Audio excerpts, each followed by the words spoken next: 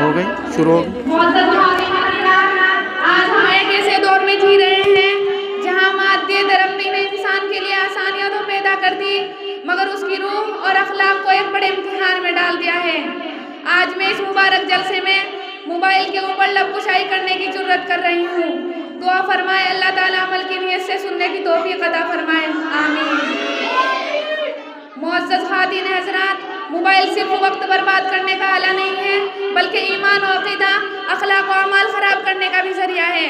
تصویر سازی، ویڈیو سازی اور سیلفی لینا ایک عظیم گناہ ہے، لیکن اس گناہ کے اندر اس موبائل کی وجہ سے ایسا ابتلاء عام ہو چکا ہے کہ اس کے گناہ ہونے کا احساس بھی جاتا رہا۔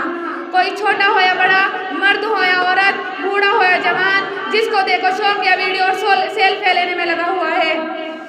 جہاں کوئی سین اچھا لگا یا جہاں کوئی منظر اچھا لگا، جھٹ سے موبائل نکالا، ویڈیو بنانے اور سیلفی لینے میں لگ گئے۔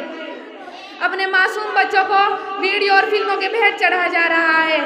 دنیا کے سامنے اپنے معصوم بچوں کا حسن اور ان کی زیب و زینت کے پرچار کے چکر میں حاسد نظروں کا شکار بنایا جا رہا ہے، اور حال یہ ہے جب نظر لگتی ہے پھر روئے پھرتے ہیں۔ معزز سامعین، حضرت عبداللہ بن مسعود رضی اللہ تعالیٰ عنہ کی روایت ہے، اشد الناس عذابا عند اللہ المصورون، یعنی اللہ تعالیٰ کے نزدیک سخت ترین عذاب تصویر بنانے والوں کو ہوگا۔ اسی طرح حضرت عبداللہ بن عباس رضی اللہ تعالیٰ عنہ نے فرمایا کہ میں نے رسول پاک صلی اللہ علیہ وسلم کو فرماتے سنا، کل مصور فی النار یجعل له بکل صورت صورها نفسا فیعذبه فی جہنم، ہر تصویر بنانے والا جہنم میں ڈالا جائے گا، یعنی جتنی تصویر اس نے بنائی ہوں گی ہر تصویر کے بدلے ایک شخص پیدا کیا جائے گا جو اس کو جہنم میں عذاب دیتا رہے گا۔ اللہ تعالی ہماری حفاظت فرمائے۔